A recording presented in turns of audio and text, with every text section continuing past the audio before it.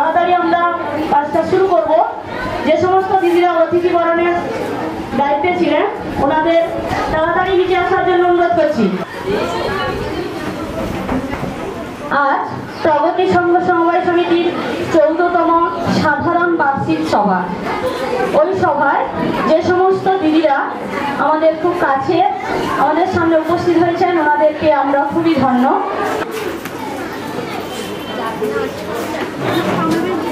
মাঝখানে নৃত্য দেখে নেব। নৃত্য পরিবেশন করবে মৌসুমী গারু বেরা। মৌসুমী গারু বেরা নৃত্য পরিবেশন করবে। আমরা একে একে সমস্ত অতিথিবৃন্দদের বরণ করে নিচ্ছি। হাতে তালি দিয়ে সকলকে উৎসাহিত করার জন্য অনুরোধ করছি। সকল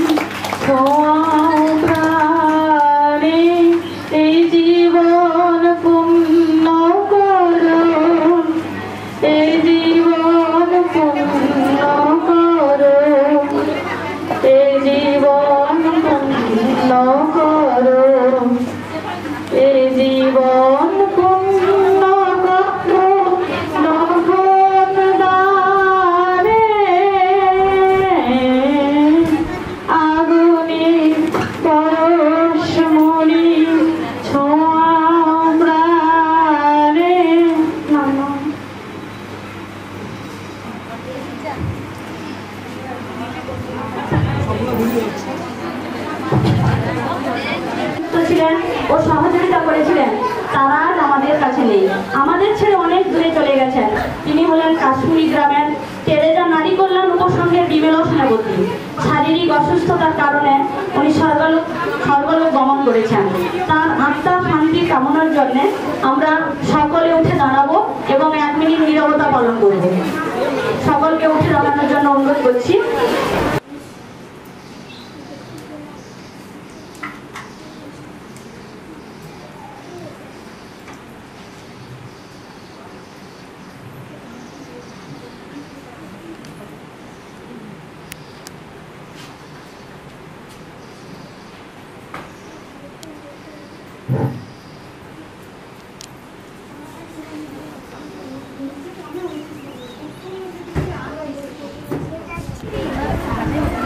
ধন্যবাদ জানাই কাকা ওইদিকে আজকের এই প্রগতি সংঘের সভানেত্রী অঞ্চলের প্রধান সাহেবা সুলেখা সিং মহাশয়া উপস্থিত আছেন। এই অঞ্চলের উপপ্রধান দিলীপ সাউ মহাশয় উপস্থিত আছেন। দাতুন্ডু পঞ্চায়েত সমিতির অভিনন্দন জানাই, ব্লক থেকে সুচরিতা দিয়ে এসছেন এবং উপস্থিত আছেন আপনাদের সামনে আমাদের পৌরতা 6 নম্বর অঞ্চলের প্রাক্তন উপপ্রধান আশালতা দাস মহাশয়া, প্রাক্তন প্রধান ছিলেন। উপস্থিত আপনারা সকলে যারা এই প্রগতি সঙ্গে যুক্ত সমস্ত কর্মকর্তাগণ যারা বিভিন্নভাবে বিভিন্ন সময় আপনাদের সহযোগিতায় এই প্রগতি সংঘ জেলা থেকে শুরু করে রাজ্যে বিভিন্নভাবে নাম তার বাড়িয়েছে, তাদের সকলকে আমার তরফ থেকে আন্তরিক শুভেচ্ছা অভিনন্দন জানাই। আজকে আপনাদের ইউনিয়ন জেনারেল মিটিং, আপনারা সকলেই জানেন যে এই মিটিংয়ে আপনাদের বিগত দিনে কি কাজ করেছেন এবং আগামী দিনে কি কাজ করবেন সেই বিষয়ে নিয়ে আলাপ আলোচনা হবে। এবং আজকের দিন খুব খুশির দিন যে একটা সুন্দরভাবে সাংস্কৃতিক অনুষ্ঠানের মাধ্যমে সেখানে এই অনুষ্ঠানকে পরিচালনা করতে চলেছে এবং সাফল্য মণ্ডিত করতে চলেছে। তার জন্য আপনাদের সকলকে অসংখ্য ধন্যবাদ জানাই। আপনারা সকলেই জানেন যে এই সংঘ গ্রুপ, এসএসজি গ্রুপ মেয়েদেরকে কিভাবে আর্থিকভাবে সচেতন করার জন্য কিভাবে সরকার প্রচেষ্টা করছে। আনন্দধারা প্রকল্প থেকে শুরু করে বিভিন্নভাবে ব্যাংকের লোনের মাধ্যমে ক্ষুদ্র ক্ষুদ্র শিল্পকে কীভাবে গ্রামের মধ্যে প্রতিষ্ঠিত করা যায় এবং মেয়েদেরকে কীভাবে আর্থিকভাবে সচল করা যায় তার ব্যাপারে এই গ্রুপগুলি এগিয়ে আসে এবং এই গ্রুপগুলির দ্বারাই আগামী দিনে মায়েরা, বোনেরা, দিদিরা সবাই আর্থিকভাবে উপকৃত হচ্ছেন এবং হবে। এই গ্রুপ অনেকেই গ্রামের মধ্যে আমরা শুনতে পাই যে অনেক গ্রামে আমাদের আশেপাশে প্রতিবেশীরা অনেকেই এই গ্রুপের মধ্যে যুক্ত নেই। সেপানিদি সহ তাদের বহু কর্মকর্তাগণ এলাকায় গিয়ে বিভিন্নভাবে বোঝাতে হয় যে এই গ্রুপগুলোতে আপনারা আসুন, যুক্ত হন। 10 জন করে মহিলা একটা টিম তৈরি করে গ্রুপগুলি একটা নতুন করে নাম দিয়ে আপনারা ব্যাংকে অ্যাকাউন্ট খুলুন এবং গ্রুপগুলি একটা তৈরি করুন। কিন্তু অনেক ক্ষেত্রে দেখা গেছে বিভিন্ন বাধা বিপত্তি আসে, কেন থাকবো, আমার লোনের দরকার নেই, আমার টাকার দরকার নেই। কিন্তু জানবেন আপনাদের পরিবারে যদি আর্থিক সচেতন না হন, আপনি এবং আপনার পরিবারের লোক যদি আর্থিক সচেতন না হন, তাহলে দেখবেন সমাজ থেকে পিছিয়ে পড়বে। আর্থিকভাবে সচেতন করার জন্যই এই গ্রুপে অন্য কোনো উদ্দেশ্য নয়। আপনাদেরকে আর্থিকভাবে সরকার চাইছে যে মায়েরা, বোনেরা যারা ঘর পরে তিনি ঘোষণা করেছিলেন যে 1000 টাকা করবেন, এসসি এসটির জন্য যা ছিল তার থেকে বাড়ানো হয়েছে, সঙ্গে স্থান নিয়েছে এবং এনারা অনেক বিভিন্নভাবে ব্লক জেলা থেকে আর্থিকভাবে সহযোগিতাও পেয়েছেন। আমি যতটা জানি সেপালিদি মনে হয় এই বছর একটা গাড়ির জন্য মনে হয় আর্থিক সাহায্য পেয়েছেন। নতুন করে প্রগতি সংঘের নামে একটা নতুন বুলেরও গাড়ি একটা অর্ডারও হয়েছে। আপনারা ওই গাড়িটি আপনাদের কাজের জন্য ব্যবহার করতে পারেন। নিশ্চয়ই গাড়ি পরিচালনা করার জন্য একটা তার ভাড়া করার ব্যাপার থাকে, তার নিজস্ব মেনটেন্স খরচা থাকে, সেটা বাদ দিয়ে কম খরচার মাধ্যমে আপনারা ওই গাড়িটাও ব্যবহার করতে পারেন, বিভিন্ন সুযোগ সুবিধায় লাগতে পারে। তাই এই যে বিশাল ব্যবস্থা আজকে এতজন মায়েরা উপস্থিত হয়েছেন, এই যে সংগঠনকে সংগঠিত করার দায়িত্বকে সেখানে নিয়েছেন প্রগতি সংঘের নাম দিয়ে, এই যে উন্নয়ন আপনাদের কাছে পৌঁছে দেওয়া এবং আপনাদের সহযোগিতায় এই সংখ্যা যে এত বড় জায়গায় পৌঁছেছে, এটা নিশ্চয়ই আমাদের কাছে যেমন গর্বের, আপনাদের কাছেও গর্বের। কারণ আপনারা যে সংঘের সাথে যুক্ত, সেই সংঘের আজকের সম্মান জেলা স্তর পর্যন্ত পৌঁছেছে, রাজ্য স্তর পর্যন্ত পৌঁছেছে। আমি আশা করব যে আগামী দিনে আপনাদের এই সহযোগিতা, এই আশীর্বাদ সবার সঙ্গে থাকুন, ঐক্যবদ্ধ হয়ে থাকুন। আগামী দিনে এই সংঘ আরো সফল হোক, এই আশা কামনা করে আমার ক্ষুদ্র বক্তব্য শেষ করুন। অসংখ্য ধন্যবাদ বিপ্লব বাবুকে। তো আমরা এই মিটিং 13ই জুন করার কথা ছিল, কিন্তু বিশেষ কারণবশত এটাকে 15ই জুন করতে আমরা বাধ্য হয়েছি। তো আপনাদের সকলের কাছে আমরা প্রগতি সংঘ সমবায়ের পক্ষ থেকে দুঃখ ক্ষমা চেয়ে নিচ্ছি, কারণ সকল হয়তো বসার সঠিকভাবে জায়গা দিতে পারছি না। তো সেই জন্যে আমরা ক্ষমা চেয়ে নিচ্ছি। এরপর আমরা আমাদের সংঘ সমবায়ের পক্ষ থেকে কাছে পেয়েছি আমাদের খুবই কাছে বেনু মাধব গিরিকে, যিনার প্রচেষ্টা এবং যিনার দানে আমরা আমাদের সংঘ সমবায়ের বাড়ি নির্মাণ করতে পেরেছি। আপনারা জানেন বাঁশিচক গ্রামে যে ক্ষুদ্র ছোট্ট বাড়িটি আছে, ওনার বেনু মাধব গিরি দান করেছেন আমাদের সংঘ সমবায়কে। ওনার জন্য সকলে হাততালি দিলেন। ওনার সুস্থতা কামনা করি সংঘ সমবায়ের পক্ষ থেকে, এবং আমাদের সংঘ সমবায়ের সভানেত্রী দিদি পম্পা রানাকে ওনাকে বরণ করে নেওয়ার জন্য অনুরোধ করছি। সকলে হাততালি দিলেন।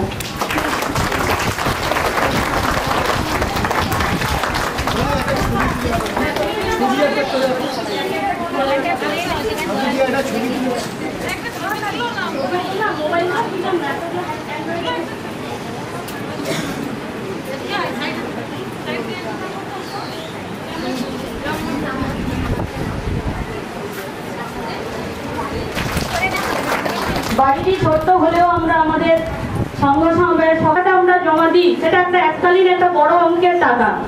ওই টাকাটা জমা দিতে গেছেন ওই দিদি, আর ওই সময় কোনো এক ব্যক্তি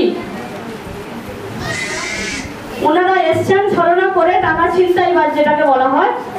উনি এসছেন, দিদিকে বলছেন ওই নোটটা জাল নোট। দিদির মাথা ঘুরে গেছে। একটা 500 টাকার একটা আমাদের সাধারণ পরিবারের দিদির যদি জাল নোট বলে, তাহলে ওনার হাত থেকে যাবে টাকাটা। ওই দলনেত্রী দিদির মাথা ঘুরে গেছে জাল নোট বলার ফলে। উনি একটু অন্যমনস্ক হয়ে গেছে। ওই সুযোগ নিয়ে 36,000 টাকা ওই বান্ডিল থেকে উনি সরিয়ে নিয়ে চলে গেছেন। সিসিটিভির ফুটেজ, প্রধান উপপ্রধান সমস্ত ব্যাংকের জিডি, মানে থানায় কেস, মানে জিডি পর্যন্ত করা হয়েছে, কিন্তু পাওয়া যায়নি। তো এইসব ক্ষেত্রে স্যার বলেছিলেন এগুলো কিন্তু সতর্ক থাকার জন্য আপনাদের। আমরা যখন ব্যাংকে যাব, ব্যাংকের মানুষ ছাড়া, আমরা তো ব্যাংকের কয়েকজন স্টাফ জানি, ওই স্টাফেদের ছাড়া বাইরে কাউকে বিশ্বাস করব না। সেরকম যদি হয় আমরা বাড়ির কাউকে নিয়ে যাব, ওই বেশি মানে যেদিন আমরা বাড়তি পয়সাটা জমা দিতে যাব। এরপর হচ্ছে যেটা বলেছেন স্যার, ব্যাংকে আমাদের ব্যাংকের যে লোনের টাকাটা ব্যাংক এবার চাইছে আপনাদের প্রত্যেকের অ্যাকাউন্টে দিতে। আমরা আজকে 2 বছর আগে এটা স্যার বলেছিলেন, আমরা বিভিন্নভাবে এটা বন্ধ করে রেখেছি। তার কারণ আমরা জানি প্রত্যেক সদস্যের অ্যাকাউন্টে যদি টাকা যায়, তাহলে ওই সদস্য টাকা নেওয়ার পরে আমাদের যে খাতাপত্রগুলো আছে সাইন করা বলুন বা যাবতীয় যা কাজগুলো থাকে, ওরা কিন্তু ফিরে আসবে না সাইন করতে। ওরা জানে তো আমার অ্যাকাউন্টে টাকা ঢুকে গেছে, আমি ওইখান থেকে তুলবো আর ও যাবো না দলনেত্রীর কাছে। তাহলে সেক্ষেত্রে অনেক সমস্যার সম্মুখীন আমরা হবো। শুধুমাত্র দলনেত্রী নয়, কিছু অঘটন ঘটলে সংঘ সমবায়ের কাছে আসবে, তখন সেই সমস্যার সমাধান করতে করতে আমাদের 500টা দলের হয়তো 365 দিনও সময় পাবো না আমরা। তো সেই হিসেব করে আমরা 2 বছর দরখাস্ত দিয়ে উপর থেকে আরএম অফিস পর্যন্ত চিঠি করে আমরা বন্ধ করে রেখেছি, কিন্তু হয়তো বেশি দিন আমরা এটা করতে পারবো না, কারণ আরবিআই যদি গাইডলাইন সেটা থাকে তাহলে এটা আমাকে করতেই হবে। এরপর যেটা বলেছিলেন, প্রত্যেক সদস্যকে বিমার আওতায় আসতে হবে। আমরা হয়তো 7,000, 8,000, 10,000 6 মাস অন্তর যে বিমা হয়, আর 6 মাস অন্তর যে LIC যে বিমার টাকা দিতে হয়, সাধারণ পরিবারে আমরা দিতে পারবো না। সেই জন্য আমাদের যে ছোট ছোট বিমা পরিষেবাগুলো আছে 436 টাকার যে বিমা এবং অটল পেনশন, এই দুটো বিমা যাতে করে রাখা যায়, তার কারণ ইতিমধ্যে কয়েকটা গ্রামে দিদিদের সাপের কামড় থেকে শুরু করে বিভিন্ন ভাবে মৃত্যু ঘটেছে। মৃত্যুর পরে খবর এসছে দিদি গ্রুপের লোন আছে, আমরা কিছু হেল্প পাবো না। আমরা কিন্তু বিমা ছাড়া কোনোভাবেই হেল্প করতে পারবো না, কারণ ব্যাংক এসছে তার ব্যবসা করার জন্য, তারা কিন্তু 1 টাকা ছাড়বে না। তার জন্য বারবার অনুরোধ করছি, সকল দিদিরা এখানে তো আসেননি, আমরা এসছি একজন করে দিদিরা, তাই আপনারা ফিরে গিয়ে দলের মিটিং করবেন, যা যা এখান থেকে বার্তাগুলো দেওয়া হচ্ছে এগুলো দিদিদের মধ্যে পরিষেবাগুলো জানিয়ে দিবেন। বারবার ওদের অ্যালার্ট করলে কিন্তু 10 জনের মধ্যে 8 জন করবে, 8 জনের মধ্যে 2 জন করবে, 2 জনের পরে 4 জন করবে, এভাবে পুরো দলটা একদিন সব বিমার আওতায় আসবে। কিন্তু মারা যাওয়ার পরে ফোন আসে, দিদি মারা গেছে, টাকা কোনোভাবে ছাড় হবে না, তো আমি তখন কিছু করতে পারি না। তো আপনাদের অনুরোধ থাকলো, অনেক দিদিরা আছেন মানে যে সংগঠন মজবুতিকরণ, একা আসি একা শুনলাম চলে গেলাম, কেন ওদের বলতে যাব, এটা যেন না হয়, দলের মধ্যে ঐক্যবদ্ধ হন। আর যেটা বলেছিলাম, আমাদের সংঘ সমবায় 1,60,00,000 টাকা ইতিমধ্যে পেয়েছে লোন হিসেবে, সিআইএফ লোন, কিন্তু এখন দেখা যাচ্ছে 154টা দল আমাদের সংঘ সমবায় থেকে লোন নিয়েছে, এখনো প্রচুর মানে অনেকটা বাকি আছে, যেটা আমাদের জেলার কাছে কৈফিয়ত দিতে হয় যে এত দল কেন লোন পাচ্ছে না বা লোন দিচ্ছে না। আমরা বলছেন যে আপনারা বোঝাতে পারছেন না, আপনারা বার্তাটা দিচ্ছেন না, কিন্তু আপনারাই বলুন, প্রত্যেকটা ট্রেনিং এ মিটিং এ জানাচ্ছি যে আপনারা সংঘ সমবায় থেকে যেটা ঋণ পাবেন এবং অর্ধেক সুদ এবং তার যে লাভ আছে, কি কি ক্রাইটেরিয়া আছে, একদিন আপনারা লভ্যাংশ পাবেন, যেটা ব্যাংকে আপনারা ঋণ নিচ্ছেন 1% ইন্টারেস্ট, কোনোদিন ওটা ফেরত হবে না, ব্যাংক লাভবান হবে, কিন্তু আপনারা সংঘ সমবায় থেকে ঋণ নিলে আপনারা একদিন লাভবান হবেন। এখানে টাকা আমরা রক্ষক, আমরা ভক্ষক নই, অর্থাৎ এই টাকা আপনাদের, একদিন আপনাদের সরকার যেদিন ঘোষণা করবে আপনাদের লভ্যাংশ বন্টনের জন্য, ওই দিন আপনাদের অ্যাকাউন্টে ওই লভ্যাংশ ফেরত যাবে। অর্থাৎ ব্যাংকে যে ইন্টারেস্ট দিচ্ছেন সেখানে টাকা 1 টাকা আপনার ফেরত আসবে না, কিন্তু এখানে টাকা আপনারা একদিন পাবেন। তো এই কথাগুলো আপনাদের জানানোর ছিল, পরপর আরো আছে জানাবো।